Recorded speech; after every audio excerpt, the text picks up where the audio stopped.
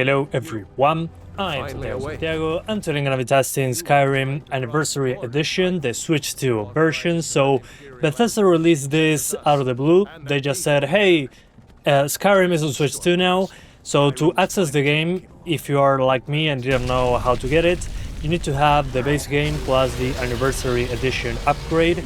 And then you get into the game for the Switch 1 on your Switch 2.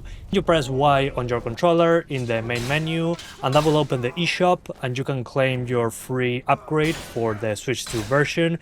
But again, you need to have the anniversary updates for, I think it's $20 if you only own the base game. Then the full game is like $60. So what Bethesda says improved on Switch 2 is enhanced resolution and DLSS anti-aliasing, better loading times, optimized performance, mouse control support, motion controls, and amiibo support. While all that is nice and good in comparison to Switch 1, I see nothing regarding the frame rate. And unfortunately, as you've probably seen in the background behind me, the game is freaking 30 FPS on the Switch 2, so what the hell is Bethesda doing? This has to be the laziest port ever. This game released a while ago. It even runs at 60 on the Steam Deck, which again is an old game despite the updates we got on the PS4 era. So again, there's no reason for this not to run at 60 FPS. It's just locked to 30. It feels choppy AF. It's been a while since I played Skyrim at 30 FPS. I think the last time was on actually the Switch 1 at a super low resolution, and when dragons attacked it was like 25 FPS. There's no excuse for this. The game doesn't look fantastic either. I mean, it looks like the high preset on PC, which is a decent thing, but again, considering the hardware and the other games that the Switch 2 can play, like Cyberpunk 2077, what's the freaking point of locking this to 30 FPS? So what you're seeing behind me is the doctor mode performance. Again, basically 30 FPS. It's freaking ridiculous that they have it like that. Yeah, it looks way better than the Switch 1, but that's a very low bar to surpass, let's be honest here. In comparison to the Switch 1, I see that there's volumetric lighting, better shadows, better draw distance, way higher resolution obviously, because again, the Switch 1 is not particularly powerful. Anyway, 30 FPS, nothing particularly impressive about it. It's just a higher resolution Skyrim experience with better graphics than Switch 1, but still locked to 30, so it feels very choppy. So I have a bonus for you guys. Since I've been comparing the Switch 2 with the Steam Deck, let's do a side-by-side comparison with both the Switch and the Steam Deck in handheld mode. Right, so Switch 2 at the left, Steam Deck at the right. I tried to match them as best as I could. Remember that the Steam Deck is the OLED model, so the LCD won't look with the colors especially as good as this one. Something to keep in mind. And I tried to match it as best as I could. So here we go.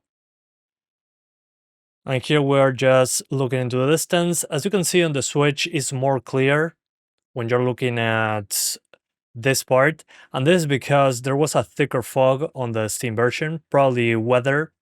The weather changes sometimes. Also, the colors are a little bit different. But again, we're talking about my super advanced save versus the Switch 2 new game. What you'll notice, first of all, remember that the camera focusing on screens is different on OLED and LCD. That's why you see the pixels on the OLED. At normal distance, I don't really see these pixels, so keep that in mind. It's a 1080p screen on the Switch 2 versus 800p one on Steam Deck. And as you can probably notice with the motion, the Switch 2 is 30 FPS, the Steam Deck is 60. So I'd say that's the biggest upgrade so far. Just by looking at it in motion, this is at half speed. But if we put it at normal speed, it might be harder to tell in this video, but when you're controlling the game, the responsiveness on the Steam Deck versus the Switch 2 is unmatched. It's significantly more responsive on Steam Deck, obviously, double the frame rate. Okay, now standing here, I see some missing grass on Steam Deck that on Switch 2 is present.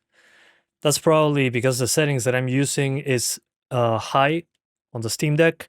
The Switch is probably with the grass fade maxed out. On Steam Deck, I put it at 50%, but you can change it. This is my settings to get 50 to 60. So that's one of the things that they did better, but you can push it up a little higher on Steam Deck with a very little performance hit. So that's something for Perry to keep in mind. This grass draw distance, as you can probably notice. Then here, looking at distant terrain, I see, yeah, in my opinion, it does look a bit better on the rocks over here. But otherwise, at least the ground looks very, very similar. And again, the grass here is missing on Steam Deck, but again, you can increase the grass fade. I just decreased it a bit for performance reasons, but you can easily increase it if you wanted to. But other than that, yeah, there's no problem. So yeah, I mean, it looks pretty similar to me. I mean, it's not like it's hard to make it run like the high to ultra settings on Switch 2, let's be honest here. It would have been nice to, I don't know, have at least as an option an analog frame rate if it didn't hit 60s consistently. Okay, seeing it in motion. Yeah, definitely 60 versus 30 is the biggest change, at least when looking at this side by side. Also, the Switch 2 appears to be a higher resolution, but there's some ghosting here and there.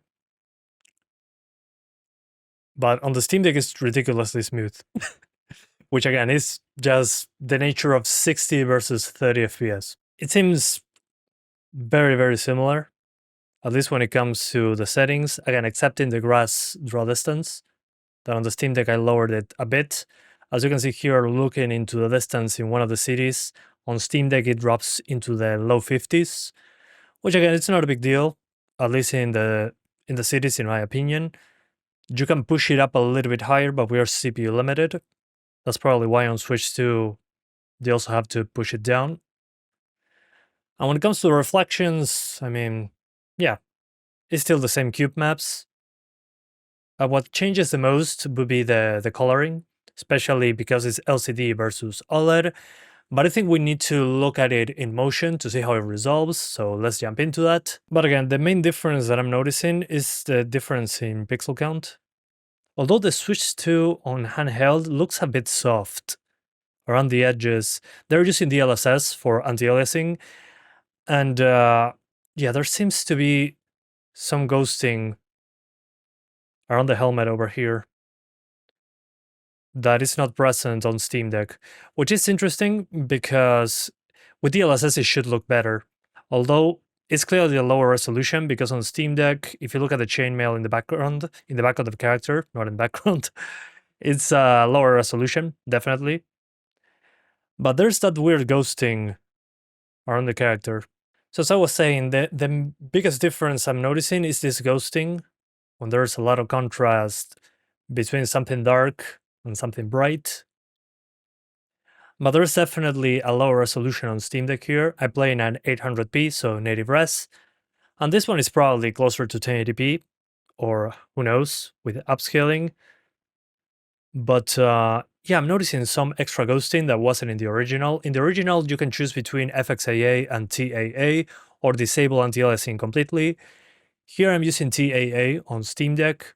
And again, sorry that I couldn't really capture the screen perfectly. That's why you see the grid. In real life, you don't see the grid of pixels.